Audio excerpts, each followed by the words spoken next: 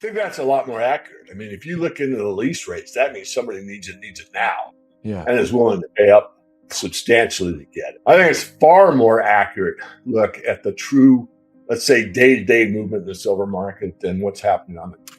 I'd say it happened once. I was saying on interviews and in my personal work and public interviews that we saw true price discovery really when we hit that $50 level and broke through it. And then there was physical demand coming out of Asia that was looking like it was very difficult to meet the demand. And because of that, we were seeing true price discovery. And then once we got over leveraged, we got the parabolic move, I said, be careful, get out, put it in a hedge, sell some, whatever. I was warning both my private work and the public, don't expect this thing to go to the moon. You might want to take some partial profits, some profits, hedge it, whatever. And then we got the big fall from the 120 down to, I think it was 65 intraday, within a trading day or two. So that's just the silver market. You got to be prepared, mentally for those type of events, and many people aren't. Great question. The best study on it, in fact, Mr. Grant from Interest Rate Observer actually mentioned the book. It's The Restless Metal, Silver, the Restless Metal by Professor Jastrom. He looked at gold and the golden constant over centuries, from like the 13th century onward. After that book, he wrote Silver, the Restless Metal, and it gets right to the heart of your question. It varies. There's not a constant in silver. At times, silver will provide protection just like gold. At other times, it devalues. But we got to make the caveat that a lot of that study was done when the money was physical silver and gold coins. So it's hard in a fiat system to compare apples to apples. You cannot. However, the crux of the book was that silver, and this book, I forget the publishing, probably 60. Regardless, silver does best in an inflationary environment, bar none. Consistent. In a deflationary situation, I would guess it would do well because one, the correlation to gold is very strong. Two, it's still a monetary metal in some nation states. And three, it's the most technological asset you can own. You can own NVIDIA, you can own Microsoft, you can own many different tech companies, but every one of them relies on silver to maintain their production. Well, it's always access to liquidity when there's a problem, as we know. Right. And I would say, silver being kind of, I'll call it bipolar, meaning, as you suggest, it's industrial one day and it's monetary the next. And of course, it's always both. But your question, I'll get right to it. It is liquidity, and it's the ultimate liquidity. Because if you look what happened in 2008, everyone calls it a financial crisis, and it was. What happened? Gold sold off and went down, I think it was about 30%. Silver sold off greater, but both are highly liquid, highly leveraged, easily to sell under all conditions assets. The bottom, silver went from roughly 9 up to almost 50. So it went up about over 500%. Gold, on the other hand, went up, I believe it was about 300%. You can check my number. Definitely silver outperformed. If we get into a situation like that again, which is possible, I would expect equal performance. Both, because the people that are just stacking and basically that's their total savings and they're just making it, they'll have to liquidate.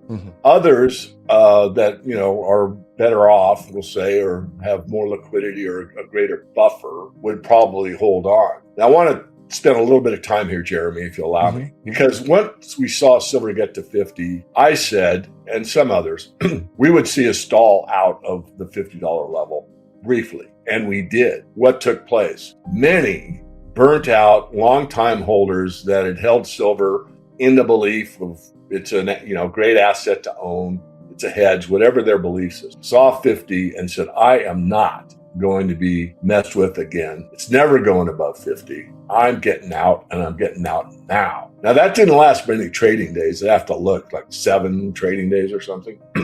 Very briefly. And then it moved up well above 50, as we all know, into the hundreds, as you said. But there was a stall there. Now, we're going to see at this next round, if we get a higher price, and I believe we will, I think we'll see something similar at the $100 level, because a lot of silver investors that have held for a long time watched through the $50 level, watched it move up, and then saw the January move of 70% in 1 month. Saw it go basically from the low 70s to 120, said, I missed it. So when it gets back in the triple digits, I think you'll see some liquidation. But specifically, some will have to sell and others will sell because of price. And right now, as you may or may not know, the wholesale market is loaded with silver. There's been so many sellbacks from retail that they almost are running out of shelf space. I'm being a bit facetious, but to paint an accurate picture, that as far as there being a tightness in the physical silver market is incorrect on the retail side. On the commercial bar side, what I call the true silver market, which is based on derivative, that's a much tighter market. You know, you brought up a good point there. It kind of, that sounds like overhead supply got cleared fast. So when silver hits that major psychological level and the old frustrated holders finally sell, what tells you the market has absorbed that supply and is kind of ready for that next leg? Once we clear what's needed in the commercial side, which is really very difficult to find out. I mean, it's tough to analyze silver. Gold's a little easier, but I digress. Yeah. We have to see what happens with the new exchange. We got to see how much goes through the Shanghai Metals Exchange and the Shanghai Futures Exchange. And we got to see, like the substitution that we're going to get to with copper into solar panels and that type of thing. But there's an insatiable demand for silver on a technological basis. And because of that fact, regardless of inflation, deflation, stagflation, the demand on silver and that purpose really doesn't diminish very much. And then, of course, the monetary demand is a swing factor. And I think with uncertainty ahead of us, what's going on with Washington, all that's happening with the Fed and the bond market. I mean, you've got three major entities that are basically showing their hand with the UK, the United States, and Japan all having problems, I'd say, in the bond market. Or maybe I should say more accurately, reflecting the truth in the markets that their debt markets need to have higher interest rates because no one's trusting the viability of the current currency system. Both, I mean, first of all, from a retail investor perspective, I think a lot of people are satisfied with, $70, $80, $90 silver, and especially long-term holders, especially a lot of them are getting older. It's like, okay, what am I going to do? I want to, whatever, retire, whatever their means is. As far as the other side, stronger hands, because the Elon Musks of the world can see out, 2, 3, 4, 5 years, and they know what the dynamics are.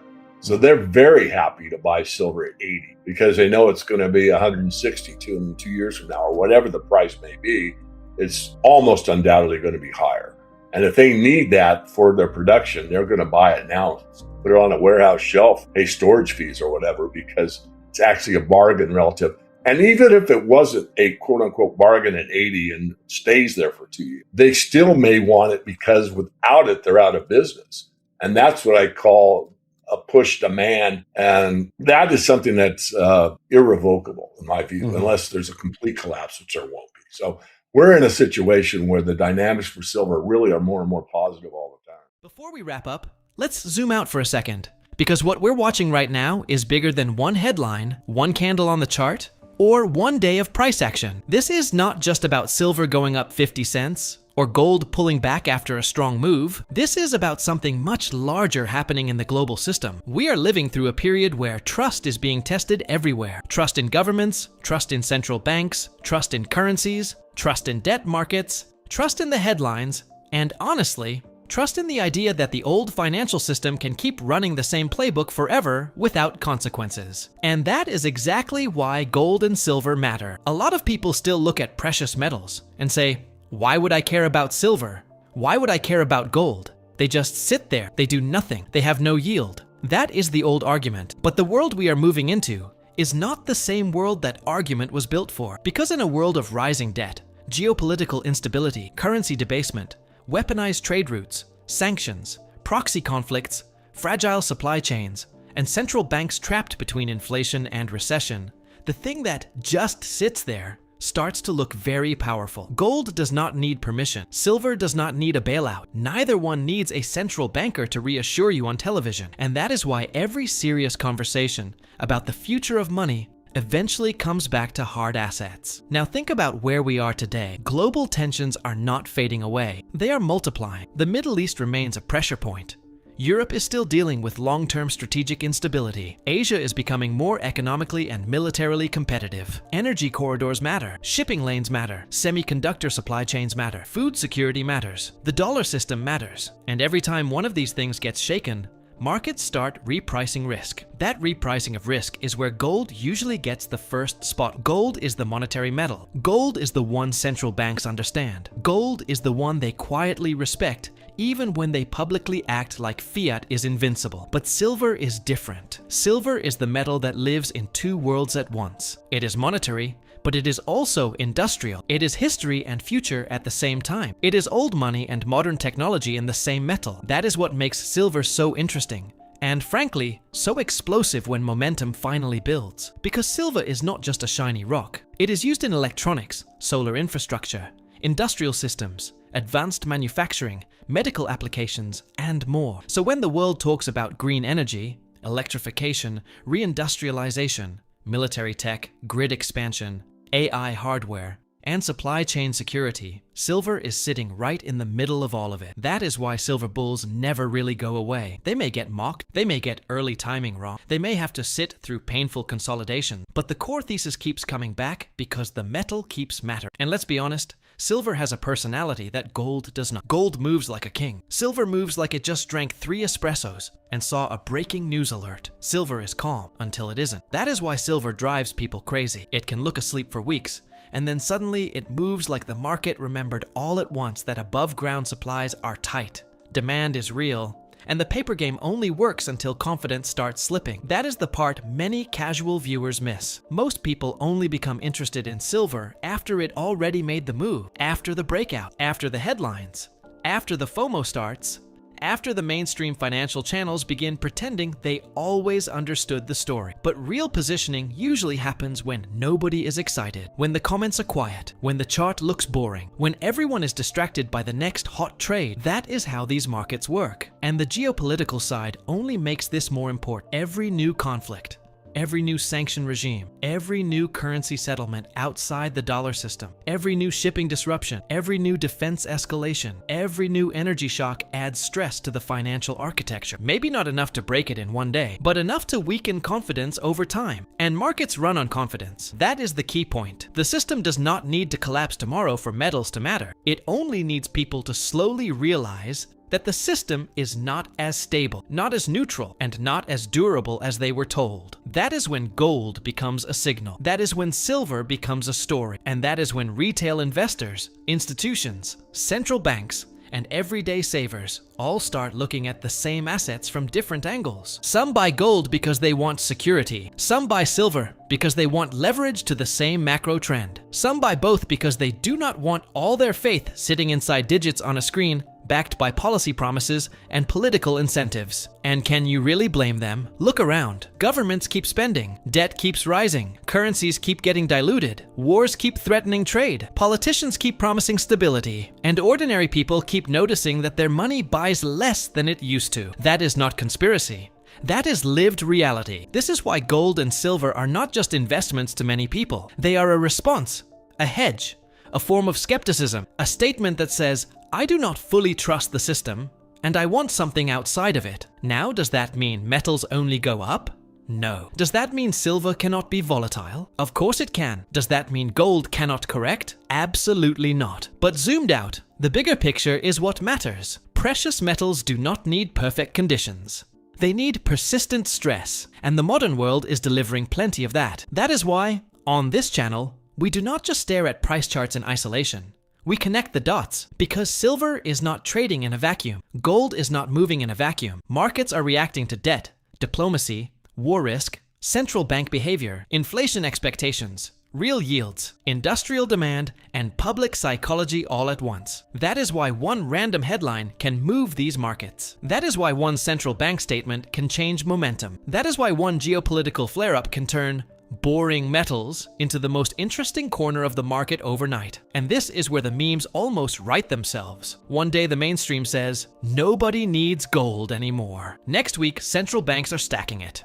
One day people laugh at silver holders.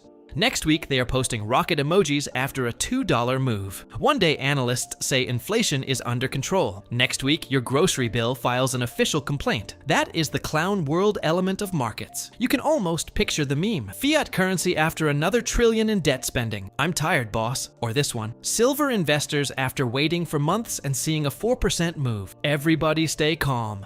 everybody stay calm. Or the classic energy of the metals crowd. They called me crazy at 22 silver. They called me lucky at 32 silver. They called me again at 40 asking what to buy. That is the emotional cycle in a nutshell. And if you want a few tweet-style lines to flash on screen during this segment, here are some that fit perfectly. Gold is not chasing the news. It is pricing the loss of trust. Silver is what happens when monetary anxiety meets industrial reality. Every empire prints. Every market pretends. Gold remembers. Paper promises are infinite. Real metal is not. Geopolitics is bullish for uncertainty. Uncertainty is bullish for hard assets. Central banks buy gold while telling you everything is fine. That should tell you enough. Silver does not move when people are comfortable. It moves when comfort breaks.